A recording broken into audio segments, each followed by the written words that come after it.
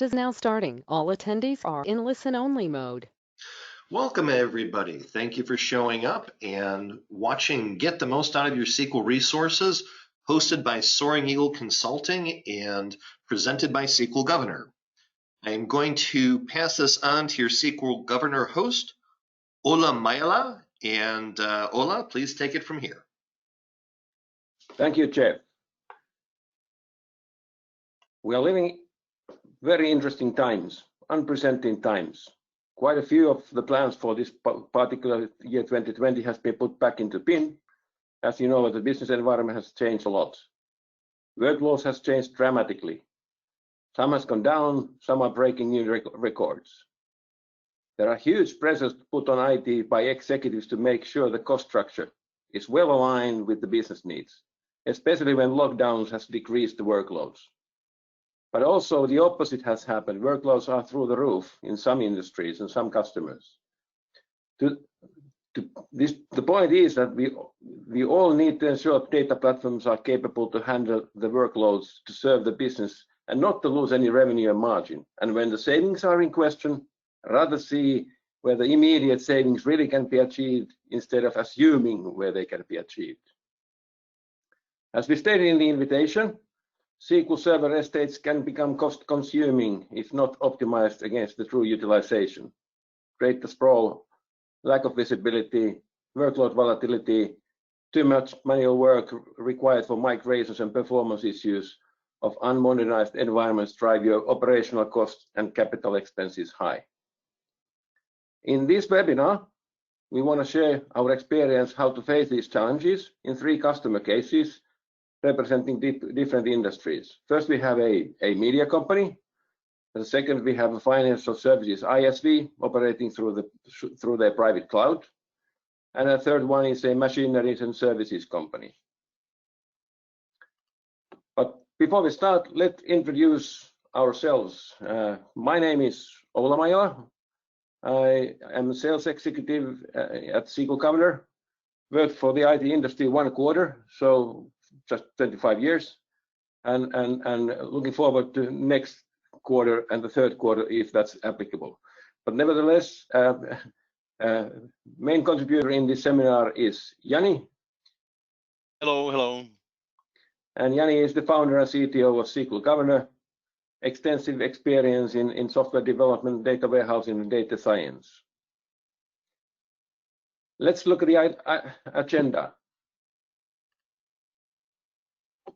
So first, let's go to the media sector case, then ISV sector, and then industrial sector case. And in the end of the day, we have a summary. In the end of the webinar, we have a summary and Q&A if it's so required.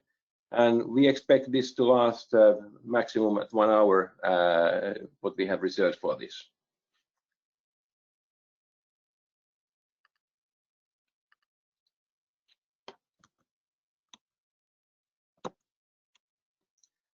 First customer case A is with a multi-sector company in a media content, digital commerce, and growth marketing.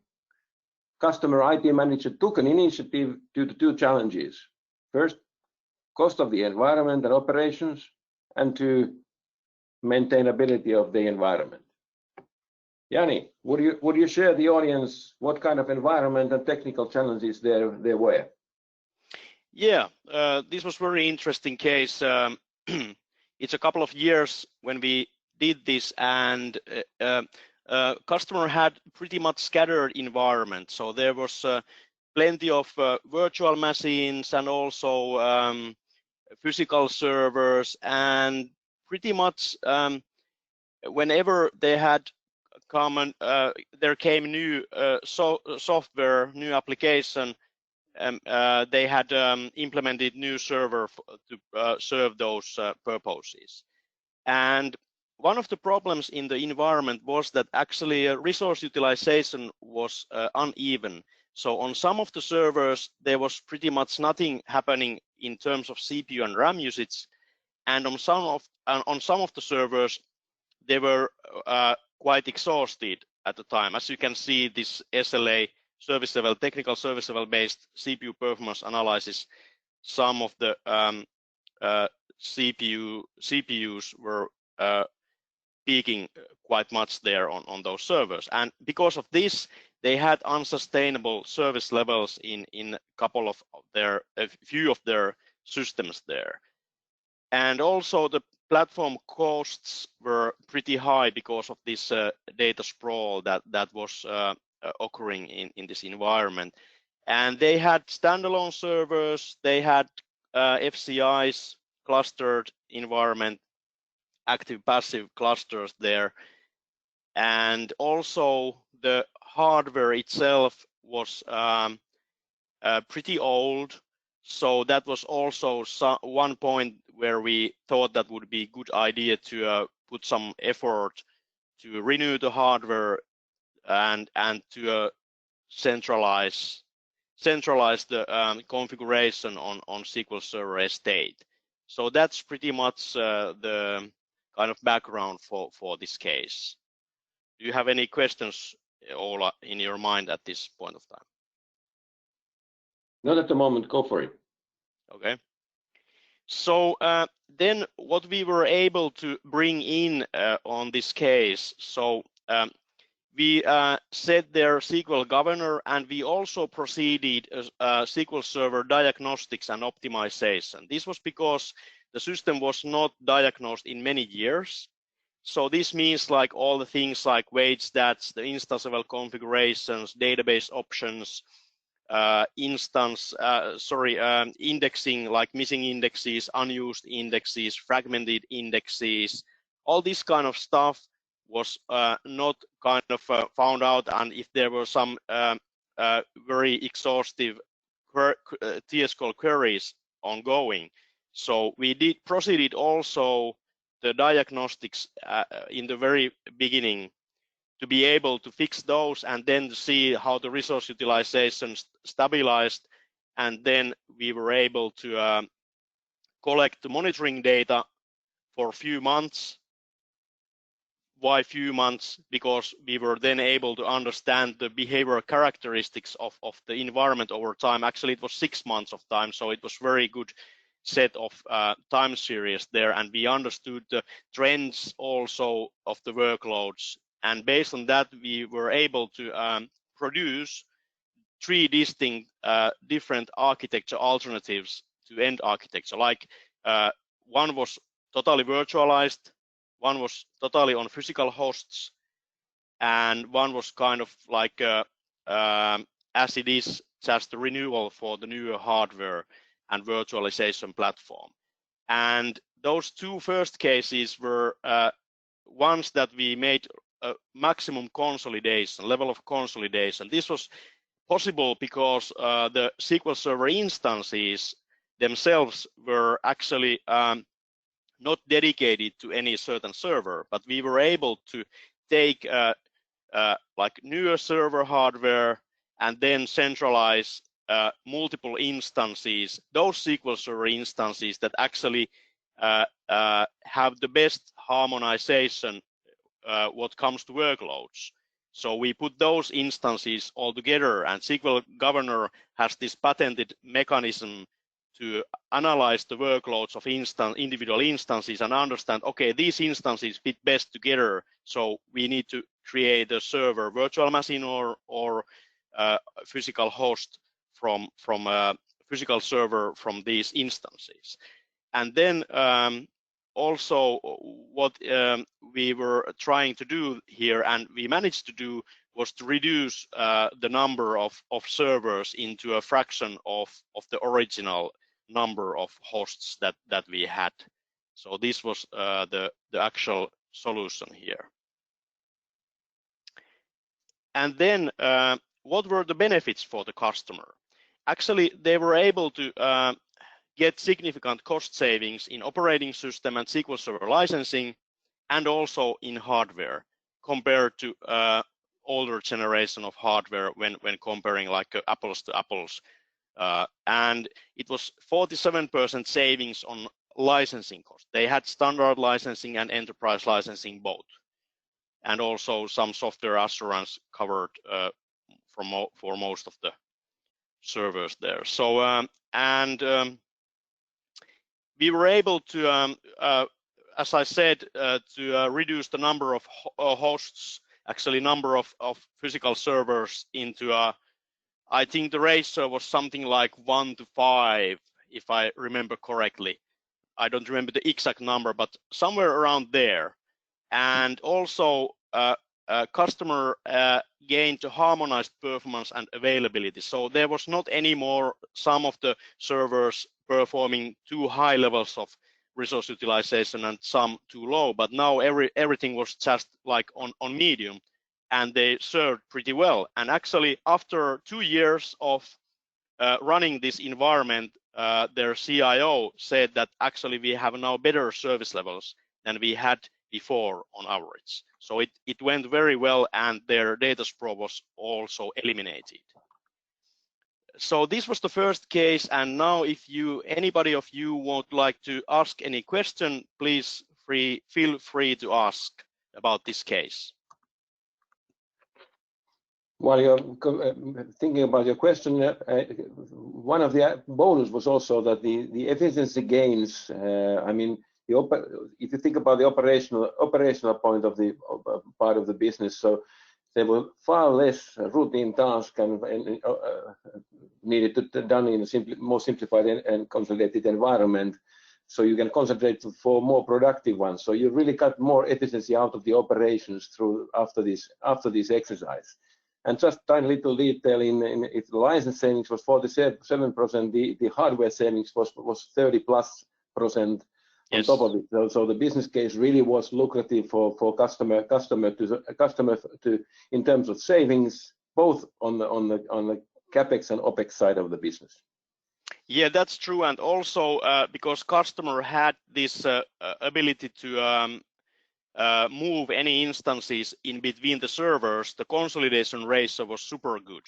And also, what comes to maintenance windows, they basically had only one maintenance window, so strongly consolidated environment actually is good fit for such environment there. So that was not the kind of restricting the templates when creating those clusters and standalone servers again. And by the way, you can always also use the chat box in GoToMeeting to ask some questions as well, and I will follow them up together with Jani. So no worries if you don't want to use the mic. Yeah, basically all will follow them. So that's true. If you please. That said, I mean, let's go to the next one. Next case, and the next case was concerning about a independent software vendor providing financial services through their private cloud. In their business, their high essential priorities were quality and continuity of the service, parallel with the sharp control of the delivery cost, because their competitiveness is obviously highly dependent on the cost of delivery. Environment is large, so tools are really required to find the optimal solution. Especially in such environment, risk of overspending into licenses and platforms is high, and the complexity leads to non-sustainable operational cost, which is poisonous for the business. Jani, would you please tell us more about the challenges? Yeah, this was actually a very interesting case. I really liked doing this. So this customer had several active failover cluster instances having tens of thousands of client databases. So pretty big environment on any scale, basically. And they had a challenge to estimate the failover ability in between those SQL Server nodes and how the instances would interact when failover would occur. Actually, we had there already our SQL Governor software running and monitoring the environment, so we had quite long time of data, but we hadn't really proceeded any more thorough analysis what comes to capacity management and capacity planning of SQL estates. So that's why there was a need to be able to analyze and understand how the failover situations would change the behavior of the system if there were slowdowns, or if it would even kind of halt the system or something like that. And this customer has a rapidly growing environment, so it's super important for them to understand how much hardware they are going to use for their environment there. So all the servers altogether compose quite a big set of licensing and hardware costs there. And these are the excerpts from the software, so we can see, for example, for example, peaking CPU component over each day of certain month here, and then the trends and things like that. There's a lots of automation in SQL Governor to be able to make the optimal capacity plan for the system. And here we can see that workloads were very predictable. So this is, for example, excerpt from 2 parallel weeks, how the CPU workload evolved, peaking CPU workload evolved there. So there is not much volatility on the workloads on weekly basis, which is very good for forecasting and predicting the environment. And this is pretty much, I have seen like 100+ environments, and most of the environments have pretty much same thing, that there is not much volatility on weekly basis. Of course, there are like ends of months and end of year and some seasonality, but that's why it's recommended to follow the capacity for a few months or so. And then what was the solution? So we did this FCI failover analysis for each possible scenario, and based on that we set the guidelines for database-driven workload redistribution. So basically, after that we understood that because there was like the same database is being copied many times in the same instance. There's like thousands of databases on same SQL Server instance, which means that you really have a may have quite hard time to understand the way that's behavior, also like how the plan cache is ongoing, because there is just so many databases and so many queries, because each customer is a database there. So it's a quite challenging environment, and super important to understand that what if the instances are failovering, how it would look like for the service levels. So for example, we seeked such phenomena in environment that if there was, for example, a processor queue 4 times or higher the logical core count, and at the same time the CPU usage would be 80% or more in this hypothetical scenario of failover for over 5 minutes of time, it starts to mean like system is slowing down, system may be halting and things like that. So we went through all those scenarios there and actually found out that still the service level were satisfactory to a good level. So there was nothing kind of immediate, but it was super important for customer to understand, okay, now these instances cannot handle more databases. Actually, it was good idea also to kind of redistribute a bit on workload on the instances. And when creating new instances for new hardware, because SQL Governor understands different hardware configurations what comes to CPU computational power, using spec.org benchmarks on code behind. So we were able to understand that, okay, if we get this and this new hardware, it can handle this and this much those databases.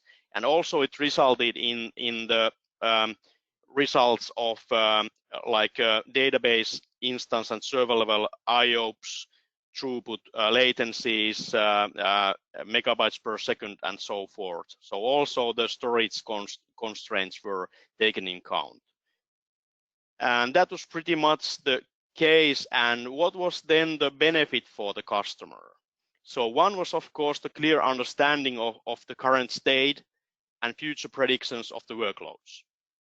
Another thing was ensured service levels for failover situations in those clusters. That is very important.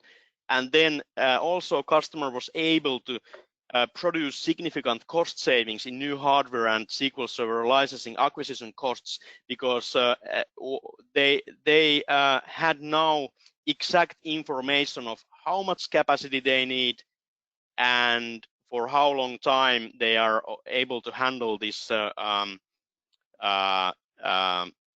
growing of the number of the databases.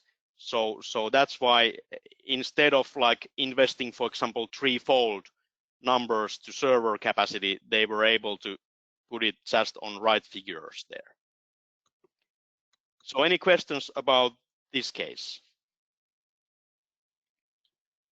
You know, folks, in such cases, which is quite huge in terms of a number of databases and servers, guesswork sometimes works if you are lucky. But you rather play the game based on the actual facts and get it right at the first go when it's getting challenging. And this is a good example of it. So actually, and by the way, that's the difference between the true professional and the amateur. So to avoid the overspending and save money without sacrificing performance and availability makes the difference for many of the data platform owners during these tough times what we are facing right now. Yeah, basically what Ola said is like you can do these things manually at a certain point, but it's very time consuming and extremely hard what comes to mathematics. So we have solved all these problems in SQL Governor and with our international patents. So we are able to calculate very effectively not only the trends, but also how the time series would look like based on given trends. So we extrapolate those trends into time series and understand the benchmark differences in the system. Also, in becoming version of SQL Governor that is being released in August, we can take in count automatically also like things like service times and service breaks. So that is also automated in becoming version there. No questions in the chat box at the moment, so let's move on to the third case, if you like. Okay. So the last customer case what we have to present here is concerning about a industrial company.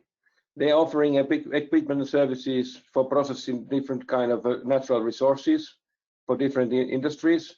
So more or less in the processing and flow of natural resources type of business, and globally represented huge company. Jani, could you please guide us through what were the lessons learned from there? Okay, yeah, so this customer had several one-instance failover cluster instances there with relatively low CPU utilization. Especially the enterprise edition SQL servers, when we monitor the environment, we noticed that actually they are in very low CPU utilization. Storage was pretty well right-sized there, but the RAM and CPU were not hitting that hard. RAM more on a par, if I would say so, and CPU very underutilized. And also because of this, there was a bit same thing as in the first case, the data sprawl. So every time there was a new application software system, so they had just applied a new server for that. And because of that, there was quite a big deal of maintaining and monitoring the environment.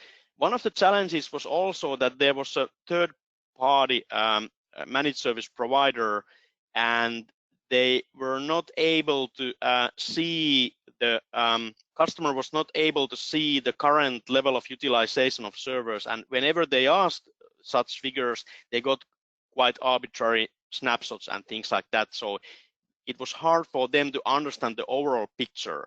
And they also seek the savings on SQL Server licensing. So kind of more centralized architecture and savings and better grip to the whole SQL estate on different levels of environment. That was what they were seeking in this exercise.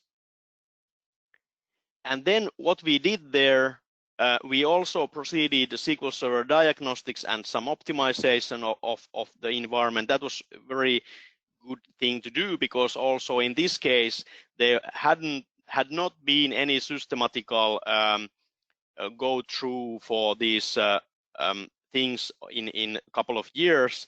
So that was the first thing what we did, and it's typically better to do this before the actual consolidation, because it can change the workload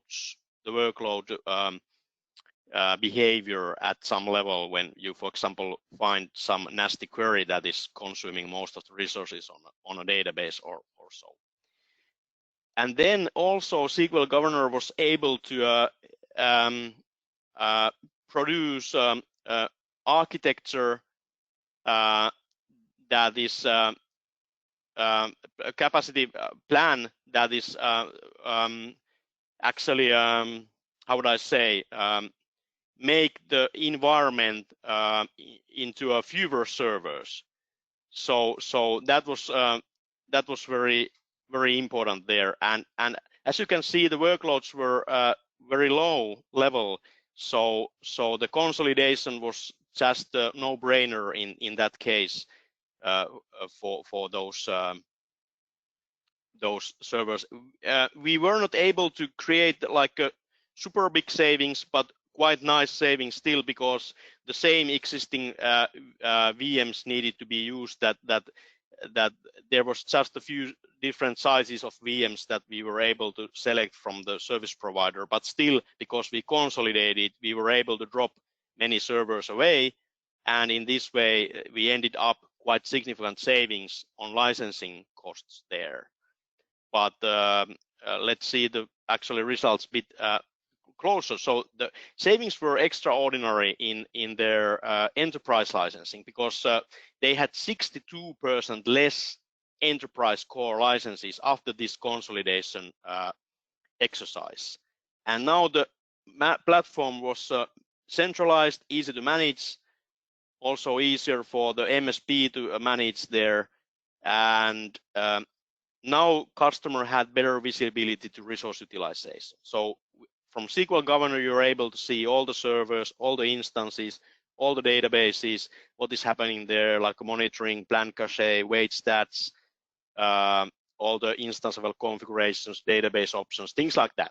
So and also query traces. And because of all this, they also ended up in overall savings by 42%. So that's pretty nice result there. Any questions about this?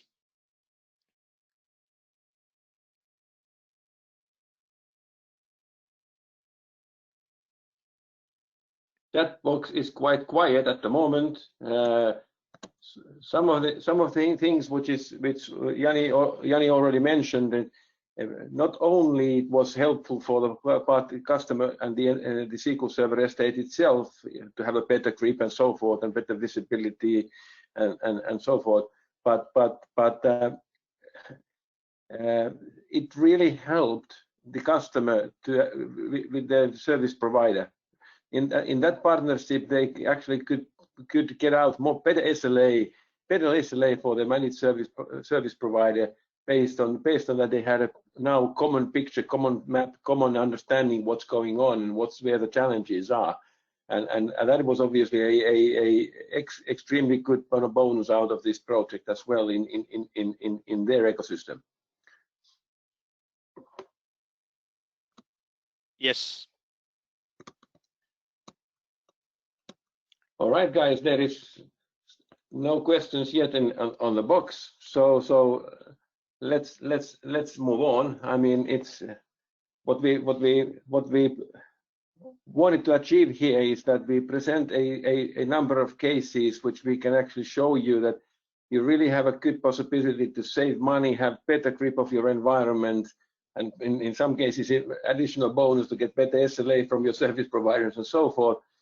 But I'm pretty sure that based on the experience what we have with our customers, is that these problems are pretty common, and due to the history, there is a certain state of your SQL Server estate But these current unprecedented times are pushing us even harder. I mean, there are significant savings and efficiency things achieved through the sort of minimizing the data sprawl and identify where the underutilized servers and capacities are, get better holistic ownership of the environment, and build your predictions on actual data, not for the assumptions.